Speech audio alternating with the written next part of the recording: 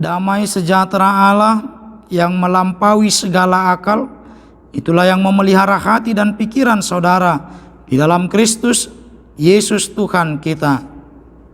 Amin. Shalom. Saudara yang kekasih dalam Kristus Yesus Tuhan kita akan dengar firman Tuhan pada hari Minggu ini, di minggu ke-12 setelah Trinitatis, 30 Agustus tahun 2020, yang adalah minggu terakhir di bulan ini. Dan ini juga menjadi momentum bagi kita untuk mempersiapkan diri memasuki bulan yang baru beberapa hari yang akan datang. Firman Tuhan tertulis dalam kitab Ulangan pasal 18 ayat 9 hingga ayat yang ke-14.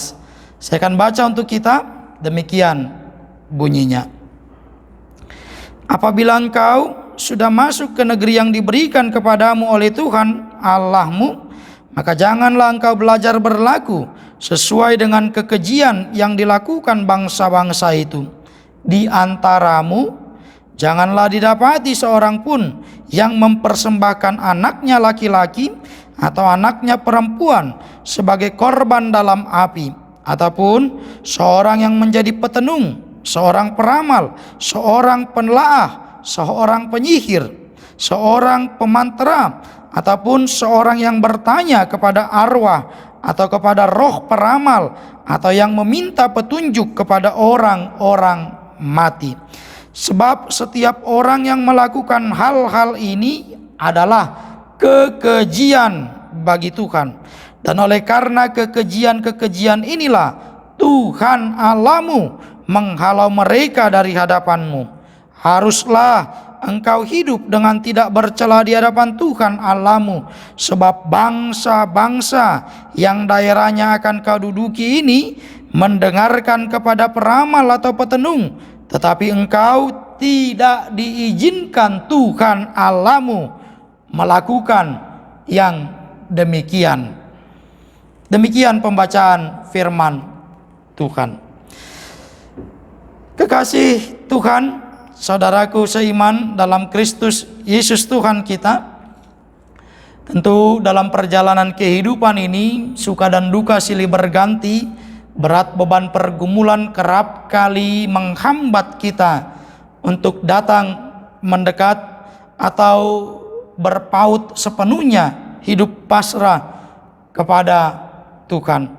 Seringkali dalam beban berat pergumulan dan kesulitan kehidupan membuat kita jauh lebih peka mendengar suara dunia ini, sehingga setiap kali ada orang yang berbisik atau ada orang yang memberikan informasi, di sana ada jalan keluar, di sana ada solusi, di sana ada pertolongan, di sana ada jawaban, kita pasti akan lebih cepat melangkah kepada suara bisikan atau informasi yang datangnya dari orang-orang di sekitar kita, karena kita tidak mampu bertekun, bersabar dalam menanti jawaban dari doa dan permohonan kita kepada Tuhan.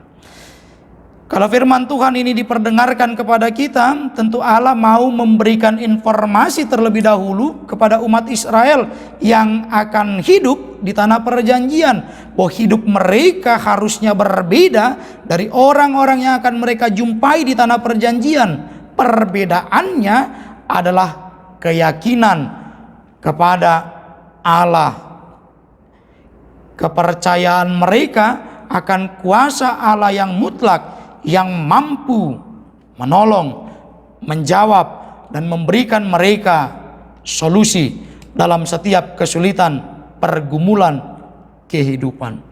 Tentu kita tahu betul umat Israel yang tadinya hidup dalam perbudakan di Mesir, ketika mereka tiba di negeri yang dijanjikan Allah, tentu mereka menghadapi pola hidup yang berbeda dari kehidupan di masa-masa perbudakan atau ketika mereka hidup di tanah Mesir. Lalu orang-orang yang sampai ke tanah perjanjian bukan lagi orang-orang yang keluar dari tanah Mesir, tapi orang-orang yang sudah lahir di masa-masa perjalanan mereka keluar dari perbudakan Mesir, sehingga generasi yang muda tidak lagi mengalami secara langsung bagaimana kehidupan saat mereka hidup dalam perbudakan di Mesir.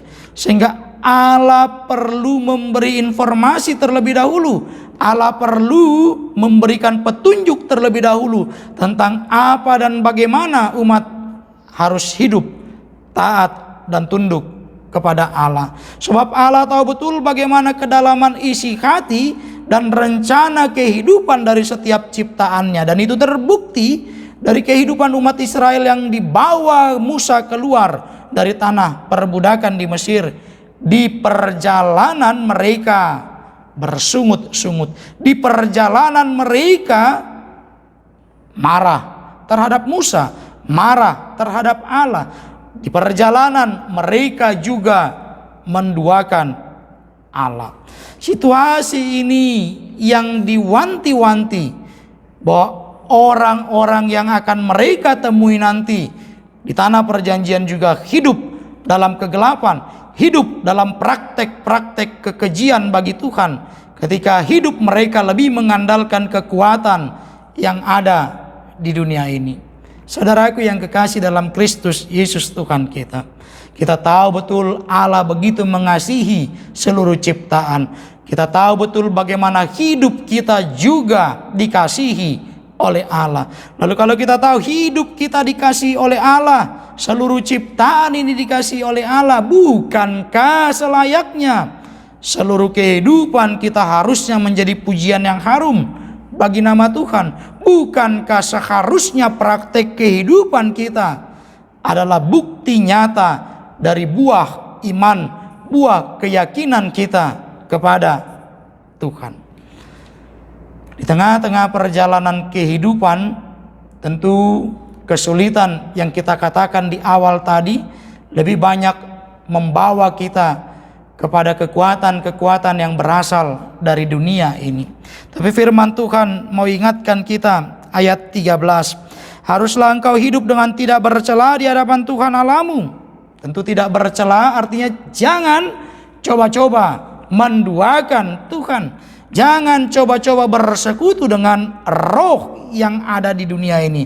Sebab kalau itu kita lakukan, firman Tuhan katakan, itu kekejian bagi Tuhan. Mengapa kekejian? Sebab kita tahu hidup kita berasal dari Tuhan. Kita tahu kekuatan kita datangnya dari Tuhan.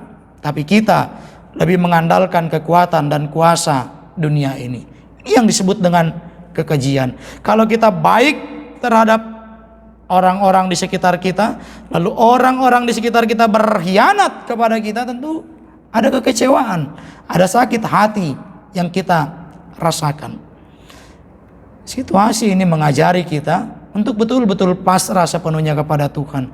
Tentang kapan waktunya persoalan kita selesai, tentang kapan waktunya pergumulan kita berakhir, itu bukan urusan kita. Yang jadi urusan kita adalah tetap percaya bahwa waktu Tuhan itu yang paling baik. Bahwa urusan kita adalah meyakini bahwa Tuhan tidak akan beri beban yang tidak mampu kita pikul. Itu yang menjadi urusan kita. Selebihnya adalah urusan Tuhan. Memberikan jalan keluar. Bagaimana Dia mau memberikan solusi dalam setiap pergumulan dan kesulitan hidup kita. Ingat, Tuhan punya banyak cara. Ingat, Tuhan Maha Kuasa. Dia mampu melakukan apa yang tidak bisa kita pikirkan. Ketika kita berpikir satu langkah, mungkin Allah sedang persiapkan langkah kedua, langkah ketiga untuk kita lewati dalam perjalanan kehidupan kita. Mampukah kita bertekun dalam kesulitan? Mampukah kita bersabar dalam kesesakan? Di sana iman kita diuji. Di sana iman kita dipertaruhkan. Betulkah kita meyakini Allah yang Maha Kuasa itu bukan hanya karena berkat yang melimpah dalam kehidupan kita, tapi Allah yang Maha Kuasa itu kita yakini juga ketika kita mengalami pergumulan, kita dipersiapkan naik ke tingkatan yang lebih tinggi, bersiap menghadapi tantangan yang lebih berat. Sebab firman Tuhan katakan, yang setia pada perkara-perkara kecil, Allah sedang siapkan perkara-perkara yang besar untuk Dia taklukkan. Saudaraku yang kekasih, dalam Kristus Yesus Tuhan kita, menang atas kuasa kegelapan. Kuasa kegelapan yang ada di sekitar kita tentu tidak menginginkan kita lebih dekat kepada Tuhan. Kuasa-kuasa kegelapan yang ada di sekitar kita tidak pernah menyukai kalau anak-anak Tuhan tunduk dan taat kepada perintah Tuhan. Kalau ini sudah kita ketahui, maka kita perlu mempersiapkan persenjataan rohani kita menghadapi peperangan rohani, melawan kuasa-kuasa kegelapan dalam kehidupan keseharian kita.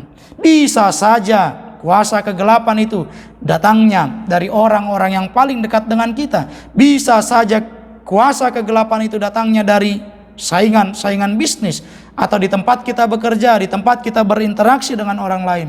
Tetapi ingat, ketika kita melangkah bersama dengan Tuhan, Roh Allah yang kudus, Roh Allah memampukan kita, menguatkan kita, meneguhkan kita, melindungi kita dari berbagai goda, tantangan, serangan roh kegelapan.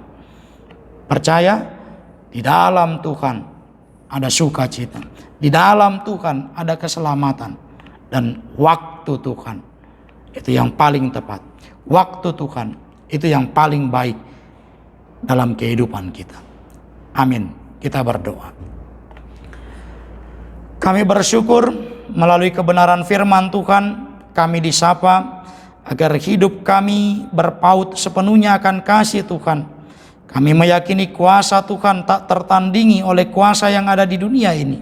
Oleh sebab itu, tolong kami Tuhan dalam setiap kesesakan hidup, pergumulan dan beban yang menghimpit kami, agar kami boleh memenangkan setiap pergumulan, kesulitan, tantangan, beban yang menghimpit kehidupan kami.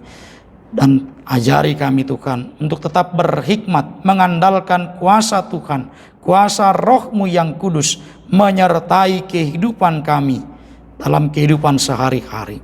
Ampuni kami Tuhan untuk segala dosa dan pelanggaran kami. Terpuji nama-Mu. Dalam Kristus Yesus kami telah berdoa dan mengucap syukur. Amin.